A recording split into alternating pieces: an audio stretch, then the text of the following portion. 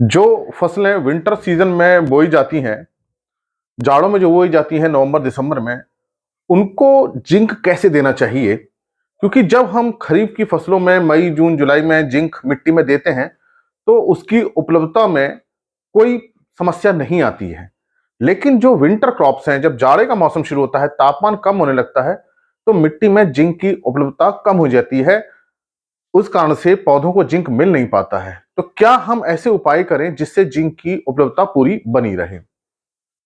देखिए, अगर हम नवंबर में क्रॉप बो रहे हैं, फसल बो रहे हैं और तापमान बहुत कम नहीं है, तब तो हम जिंक को मिट्टी में दे सकते हैं, चाहे चिलेट वाला जिंक हो, चाहे वो सल्फेट वाला जिंक हो। तो चिलेटेड जिंक भी हम मिट्टी में दे सकते हैं और जिंक सल्फेट भी हम मिट्टी में दे सकते हैं, अगर तापमान बहुत ज्यादा कम नहीं है। क्योंकि जिंक जहां डालते हैं उसी जगह पर पड़ा रहता है, बहुत ज्यादा ये मूव करता नहीं है, और ये डिफ्यूजन एक प्रोसेस होता है, उसके माध्यम से जड़ तक पहुंचता है। मैं पहले ही बता चुका हूं कि डिफ्यूजन से जो तत्व चलते हैं, जैसे फास्फोरस चलता है, जिंक चलता है, ये बहुत ज्यादा दूरी कवर नहीं कर पाते हैं, थोड़ी ही दूरी चल पाते हैं। और ये जो डिफ्यूजन की डिस्टेंस होती है, गर्मी से ज्यादा बढ़ती है। तापमान ज्यादा होगा तो थोड़ा ये डिस्टेंस ज्यादा कवर कर लेंगे। लेकिन ठंड के मौसम में मिट्टी भी ठंडी हो जाती है, तो ये जिंक वहीं फिक्स हो जाता है, और ऐसे समय में जड़ की एक्टिविटी भी कम हो जाती है, क्योंकि मिट्टी बहुत ठंडी होने लगती है। एक तो जिंक अपनी जगह से चल नहीं पा रहा है, दूसरा जड़ की एक्टिविटी कम हो गई है। तो ऐसी स्थिति में जिंक की कमी होने लगती है, और फिर पौधे की वृद्धि रुक जाती है। और हम ये समझते हैं कि पौधे की वृद्धि शायद नाइट्रोजन से रुकी हुई है, किसी और से रुकी हुई है, तो हम यूरिया डाल देते हैं। तो यूरिया डालने से तो नाइट्रोजन मिलेगी, जिंक तो मिलेगा नहीं, तो समस्या वहीं बनी रहती है। तो अगर हम कोई विंटर सीजन में, अगर हम नवंबर में बो रहे हैं और तापमान बहुत ज्यादा कम नहीं है, तो हम सीधे इसके सॉइल में, मिट्टी में मिला सकते हैं। चाहे तो हम इसमें चिलेटेड जिंक भी दे सकते हैं, जो 12% वाला आता है, या हम जिंक सल्फेट आता है 33% वाला या 21% वाला, इसको भी हम मिट्टी में दे सकते हैं।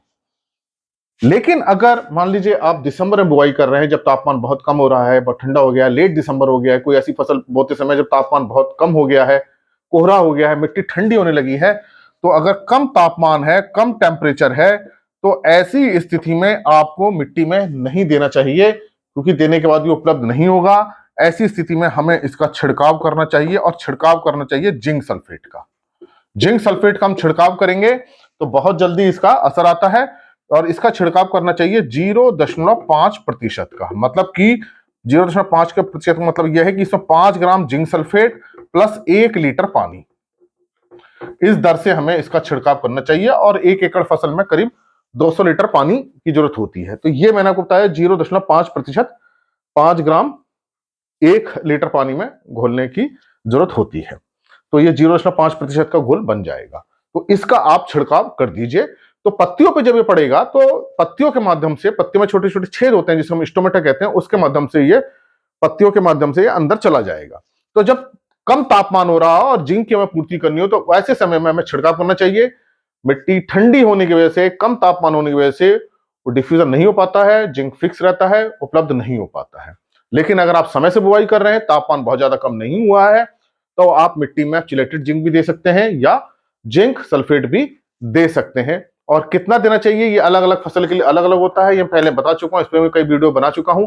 लेकिन एक सामान्य अगर हम डोज की बात कर लें, तो जिंक सल्फेट जो 33% वाला आता है, ये हमें 1 एकड़ में इसकी जो मात्रा है, ये करीब 5 किलोग्राम पर्याप्त हो जाती है। 6 किलोग्राम, 5 से 6 किलोग्राम तक ये प्राप्त हो जाता है। तो 6 किलो पर्याप्त होता है। और अगर 21% वाला है, हालांकि ये नहीं आ रहा है आजकल, तो ये 1 एकड़ में 10 किलो इसकी जरूरत होती है।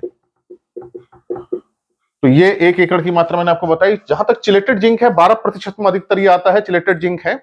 और इनकी देखिए उपलब्धता ज्यादा होती है जिंक सल्फेट की बजाय, तो इनकी कम आवश्यकता होती है। और दूसरा, ये महंगे बहुत होते हैं चिलेट वाले, लेकिन इनका फायदा ये है किसी भी मिट्टी में हम डाल सकते हैं।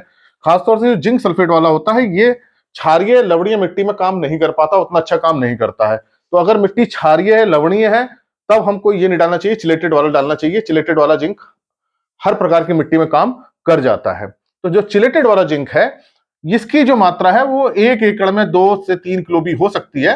ये निर्भर करेगा कि कितनी उसमें कमी है। तो ऐसा कोई फिक्स नहीं है, आप 2 किलो भी डाल देंगे 1 एकड़ में, तो भी जिंक को ये उपलब्ध करा देता है। हालांकि बहुत महंगे होते हैं, इसलिए बहुत सोच समझ के इसका हमें प्रयोग करना चाहिए तो 2 किलो भी पर्याप्त हो सकता है, और कहीं कहीं ये 1.5 किलो भी चल सकता है अगर मिट्टी हमारी ठीक है तो ये मान के चलें कि 2 किलो अगर हम डाल देते हैं तो इससे काफी मात्रा में हमें जिंक मिल जाता है। तो ये मैंने आपको बताया कि विंटर सीजन में हमें जिंक का मैनेजमेंट कैसे करना है। तो आप समझ गए होंगे, अगर बुआई लेट हो रही है तब हमको मिट्टी में नहीं डालना है।